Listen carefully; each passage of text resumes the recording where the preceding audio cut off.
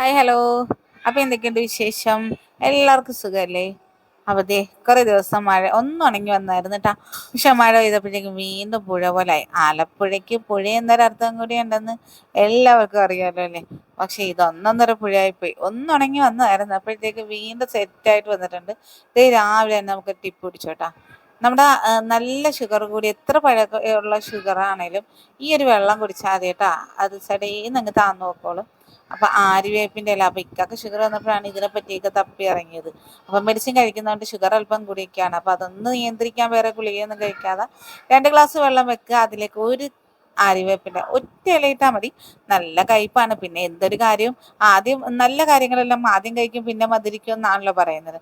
അപ്പോൾ ആശാൻ അല്ലാതെ മധുരവും കാര്യങ്ങളൊന്നും കഴിക്കാറില്ല. ഈ ഒരു മെഡിസിൻ്റെ ഭാഗമായിട്ടുണ്ടായ ഷുഗറാണ് കേട്ടോ. അപ്പം അങ്ങനെ 2 ഗ്ലാസ് വെള്ളത്തിൽ നമ്മൾ സാധാ എടുക്കുന്ന ചെറിയ ഗ്ലാസ്സിൽ 2 ഗ്ലാസ് വെള്ളം എടുക്കുക. അതിലേക്ക് ഒരു ഇല ഇട്ട് നന്നായി വെട്ടി തിളപ്പിക്കുക. എന്നിട്ട് അത് രണ്ട് പ്രാവശ്യമായിട്ട് തന്നെ ആദ്യം ഒരു വെറും വയറ്റിലൊരു ഡീറ്റോക്സ് ഡ്രിങ്ക് ആയിട്ട് നമുക്ക് കൊടുക്കാം. അതുപോലെ തന്നെ അതിന് ശേഷം നമുക്ക് ഒരു ഗ്ലാസ് കൂടി കൊടുത്താൽ മതി. അപ്പം പാടെ നമ്മുടെ ഷുഗർ നല്ല രീതിയിൽ എത്ര പഴകിയ ഷുഗർ ആണെങ്കിലും അല്ല എത്ര കൂടിയ ഷുഗർ ആണെങ്കിലും ഒരുപാട് വ്യത്യാസം ഉണ്ടാവും കേട്ടോ. അപ്പോൾ തീർച്ചയായിട്ടും ട്രൈ ചെയ്ത് നോക്കിയിട്ട് അഭിപ്രായം പറയണം. അതുപോലെ തന്നെ ഇങ്ങനത്തെ എന്തെങ്കിലും അറിവുണ്ടെങ്കിൽ തീർച്ചയായിട്ടും ഷെയർ ചെയ്യാനും മറക്കരുത് കേട്ടോ. അപ്പോൾ രാവിലത്തെ തന്നെ ഇനിയിപ്പം മഴ 2-3 ദിവസം മഴയുണ്ടായിരുന്നു പറഞ്ഞാൽ നമ്മുടെ ആലപ്പുഴയ്ക്ക് അവധിയായിരുന്നു. അത് കാരണം നല്ലപോലെ കിടന്ന് ഉറങ്ങാനും പിടിക്കാനൊക്കെ പറ്റി. അപ്പോൾ രാവിലെ ഇപ്പോൾ ഇന്ന് സ്കൂളുണ്ട് കേട്ടോ. ഇന്നും മഴയുണ്ട്, എന്നാലും കളക്ടർ സാർ ഇന്ന് അവധിയൊന്നും കൊടുത്തിട്ടില്ല. അപ്പോൾ ഇന്ന് രസകരമായ കമൻറ്റുകളും കാര്യങ്ങളൊക്കെ ഉണ്ടായിരുന്നെന്ന് പറയുന്ന കേട്ട്. അപ്പോൾ കൊച്ചുമക്കൾക്ക് സ്കൂളിൽ പോകാൻ മടിയായിട്ട് എല്ലാവരും വീട്ടിൽ കുത്തിയിരുന്നപ്പോഴത്തേക്കും നമ്മുടെ കളക്ടർ സാറിൻ്റെ രസകരമായ കമൻറ്റ് സൈറ്റിലൊക്കെ ഉണ്ടായിരുന്നെന്നാണ് കേട്ടറിവ്. അപ്പോൾ എന്തായാലും എവിടെ മഴ പെയ്താലും നമ്മുടെ ആലപ്പുഴയ്ക്ക് പിന്നെ മഴ ആയതുകൊണ്ട് അവധി കിട്ടുമല്ലോ. കാര്യം ഇവിടെ എവിടെയാണേലും വെള്ളം കയറാനൊക്കെ സാധ്യതയുള്ളത് കൊണ്ട് പണിയാണ്. അപ്പോൾ ഒരാൾ സ്കൂളിൽ പോകാനായിട്ട് റെഡിയാകുന്നുണ്ട്. അപ്പോൾ ഇതിൻ്റെ കണ്ണ് വെട്ടിച്ച് വേണം ബാക്കി കാര്യങ്ങളെല്ലാം ഒതുക്കിയിട്ട് വേണം ഒന്ന് പൊങ്ങി വരാനായിട്ട്. പക്ഷേ ഇവിടെ രാവിലെ എഴുന്നേറ്റുകൊണ്ട് എല്ലാവരും ടി വി ഒക്കെ ഓണാക്കി വെക്കുന്നത് കൊണ്ട് പതിയെ പതിയെ നമ്മൾ ഉണരരുതെന്ന് വിചാരിച്ച് നടക്കുകയാണെങ്കിൽ അവൻ എന്തെങ്കിലും ഒരു ഒച്ചയ്ക്കും ബഹളവും കേട്ട് ഉണർന്നു വരും. ഇല്ലാന്നുണ്ടെങ്കിൽ നമ്മൾ പോയി അവനകത്ത് പോയി പടക്കം പൊട്ടിച്ചാലും അവൻ അറിയത്തില്ല കേട്ടോ. അപ്പം മൂത്താള് അവൻ പോകാൻ ഇറങ്ങിയിട്ടുണ്ട്. പിന്നെ മഴയൊക്കെ ഒന്ന് പോകാൻ ഇറങ്ങിയ സമയത്ത് ചെറുതായിട്ടൊന്ന് ചെറിയൊരു ചാറ്റലേ ഉള്ളായിരുന്നു. ഇപ്പം മഴയത്ത് ഭയങ്കര അപകടങ്ങളാണ് നമ്മുടെ ആലപ്പുഴയിൽ സംഭവിക്കുന്നത്. ഒരു കുട്ടി കഴിഞ്ഞ ദിവസം മരം വീണ് മരിച്ച്, അതുപോലെ തന്നെ വേറെയും പല പല അപകടങ്ങൾ ഉണ്ടാകുന്നുണ്ട്. അതൊക്കെ കേൾക്കുമ്പോഴത്തേക്കും ഭയങ്കര ഒരു ടെൻഷനും പേടിയൊക്കെയാണ്. എന്നാലും സ്കൂളിൽ വിടാതിരിക്കാൻ പറ്റത്തില്ലല്ലോ. അപ്പം അങ്ങനെ ഇക്കായും മോനും പോയപ്പോഴത്തേക്കും ചിറ്റായും അവൻ്റെ വാപ്പിയും പോയി കഴിഞ്ഞപ്പോഴത്തേക്കും അവന് കൂടെ പോകണം. അങ്ങനെ താക്കോലും എടുത്ത് നിൽക്കുകയാണ്. അപ്പം രാവിലെ പല്ല് പോലും തേക്കാതെ വാപ്പ കൊണ്ടുപോകാത്ത വിഷമത്തിലാണ് നിൽക്കുന്നത്. ഇനിയിപ്പം ഞാനും എൻ്റെ മോനുമായിട്ടുള്ള പുറപ്പാടാണ് വയ്യോളം. എന്നാലും ഒരു രസമാണ്. പിന്നെ ചില സമയം അവന് ഭയങ്കര ബോറടിയാണ് കേട്ടാ. എടാന്നാണ് അവൻ ചേട്ടനെ വിളിക്കുന്നത്. എടാന്ന് വിളിക്കുന്നത് നമ്മൾ വലിയവരൊക്കെ വിളിക്കുന്നത് കേട്ടിട്ടുള്ള ആ ഒരു സ്നേഹത്തിലുള്ള ഇടാവിളിയാണ്. ഡാന്നാണ് വിളിക്കുന്നത്. അവൻ ഇത്ര പറഞ്ഞാലും ഇച്ചാന്നുള്ള വിളി അവൻ വിളിക്കത്തില്ല. പക്ഷെ അവൻ അറിയാം കേട്ടോ. മൂത്താളാള് പാവമാണ്, ഇളയാള് ഭയങ്കര സാധനമാണ്. കാര്യം എന്താണെന്ന് വെച്ചാൽ അവനായിട്ട് വട്ടാകലാണ് അവൻ്റെ ഇളയവൻ്റെ ഏറ്റവും വലിയ പരിപാടി.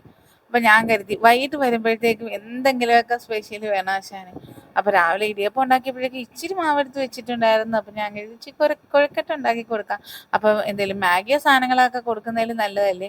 അങ്ങനെ തേങ്ങ പൊട്ടിച്ചപ്പോൾ നിറയെ വെള്ളം കിട്ടി. അപ്പം അത് നല്ല കരിക്ക് വെള്ളം പോലെ ഇരുന്ന്. അങ്ങനെ അതും കുടിച്ച് അവിടെ എല്ലാം കഴുകി അങ്ങ് ഒതുക്കി വെച്ച്. ഞങ്ങൾ മാത്രമാകുമ്പോഴത്തേക്കും ഭയങ്കര ബോറടിയാണ് കേട്ടോ.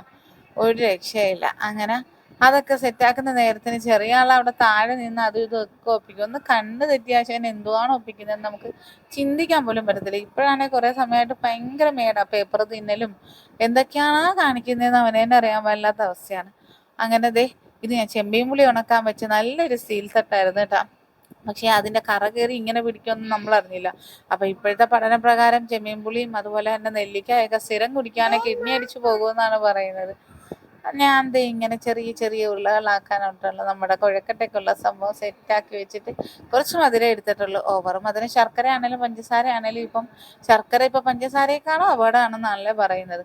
അപ്പം എന്താണേലും അമിതമായാൽ അമൃതം വിഷം എന്ന് പറയുന്ന കണക്ക് ഒരല്പം മാത്രമേ വെച്ചിട്ടുള്ളൂ. അപ്പോൾ വരുമ്പോഴത്തേക്കും സന്തോഷമായിട്ട് കഴിക്കാനൊരു ഇതുമാകും. ചെറിയൊരു വെയിൽ കണ്ടപ്പോഴത്തേക്കും വെയിൽ കൊണ്ടുണങ്ങുന്ന കണക്കൊന്നും ആവില്ലല്ലോ. അപ്പം അങ്ങനെ തുണിയെല്ലാം വിരിച്ച് അന്നേരമാണ് നമ്മുടെ കക്കാർച്ചിക്ക കൊണ്ടുവന്നത്. വലിയ കക്കാർച്ചി കണ്ടപ്പോഴത്തേക്കും ഞാനങ്ങ് വാങ്ങിച്ച്. കക്കാർച്ചി നമ്മുടെ 4 പേർക്ക് ഇവിടെ ഭയങ്കര പ്രിയമാണ് കേട്ടോ. അപ്പോൾ വലിയ കക്കയിറച്ചിയാണെങ്കിൽ പിന്നെ പറയാൻ വേണ്ട, ചെറിയവൻ ആദ്യം നിൽക്കും പാത്രം കൊണ്ട്. അപ്പോൾ കഴുകി വൃത്തിയാക്കി ഞാൻ അല്പം മഞ്ഞൾപ്പൊടി, ഉപ്പും ഗരം മസാലയും കാശ്മീരി ചില്ലിയും കൂടെ വാങ്ങിച്ച് നന്നായിട്ട് അങ്ങോട്ട് പുരട്ടി വെച്ചിട്ടുണ്ട്. അപ്പോൾ ഇടാൻ നേരം നമുക്കൊരു ഇത്തിരി സവാളയും കൂടി ഇട്ട് പുരട്ടിയെടുത്താൽ അപ്പോഴാണ് വാപ്പി നല്ല മുട്ടക്കാട്ടം വറ്റുകയും കൂടെ കൊണ്ടുവന്നത്. അപ്പോൾ ഇവിടെ കറിക്കൊന്നും വലിയ കാര്യമൊന്നുമില്ല കേട്ടോ. തേങ്ങാമുളക് കറി പോകത്തേയില്ല. എല്ലാവർക്കും മുളകരപ്പ് അല്ലെങ്കിൽ ജസ്റ്റ് ഒന്ന് ഫ്രൈ ചെയ്ത് കൊടുത്താൽ മതി. എന്നാലും ചോറിലൊഴിച്ച് കറിക്കാൻ എന്തെങ്കിലും ഒന്ന് കറി സെറ്റാക്കണമല്ലോ. അങ്ങനെ നമ്മൾ എല്ലാം സെറ്റാക്കി വെച്ചിട്ട് ആ നേരത്തേക്ക് പെരട്ടി അങ്ങ് വെച്ചിട്ടുണ്ടായിരുന്നു. വലിയ കറച്ച് കണ്ടപ്പോഴേക്കും വീണ്ടും വീണ്ടും വായിൽ കൊത്തി വരികയാണ്. അതേ നമ്മുടെ ചോറും ഒക്കെ ആയി. പിന്നെ പെടുപടേന്ന് പണി തീർത്ത് കഴിയുമ്പോഴത്തേക്കും മാറി എവിടെയെങ്കിലും നമ്മൾ ഒറ്റക്ക് എല്ലാവരും ഉള്ളപ്പോഴത്തേക്കുള്ളൊരു സന്തോഷം എന്ന് പറയുന്നൊരു വേറെ ലെവലാണല്ല. എല്ലാ വീട്ടിലും അങ്ങനെയൊക്കെ തന്നെ ആയിരിക്കുമല്ലേ. ഇന്നത്തെ കാലത്ത് എല്ലാവരും അണുകുടുംബം ആയതുകൊണ്ട് എല്ലാവരുടെയും സിറ്റുവേഷൻ ഇങ്ങനെയൊക്കെ തന്നെയാണ്. അങ്ങനെ കക്കയിറച്ചി വന്ന് ഞങ്ങളിത് ചോറും എടുത്തപ്പോൾ ഞാനും ചെറുക്കാപ്പിക്കും കൂടെ കഴിക്കാനുള്ള ചോറും സാലഡും മീൻ പൊരിച്ചതാണ് കേട്ടോ. അപ്പം ഞാൻ അവനും കൊടുക്കും, ഞാനും തിന്നും. പണ്ട് മുതൽക്കേ അല്ലേലും ഇവന് കൊടുത്ത ബാക്കി തിന്നാണ് ഞാനിങ്ങനെ ഉരുണ്ട പരുവത്തിലായത്. അല്ലെങ്കിലും നമ്മൾ കുഴക്കുന്ന ഇവർക്ക് കൊടുക്കാൻ, പ്രത്യേകിച്ച് പിള്ളേർക്ക് കൊടുക്കാനെടുക്കുന്ന ചോറിനൊരു പ്രത്യേക സ്വാദാണല്ലോ.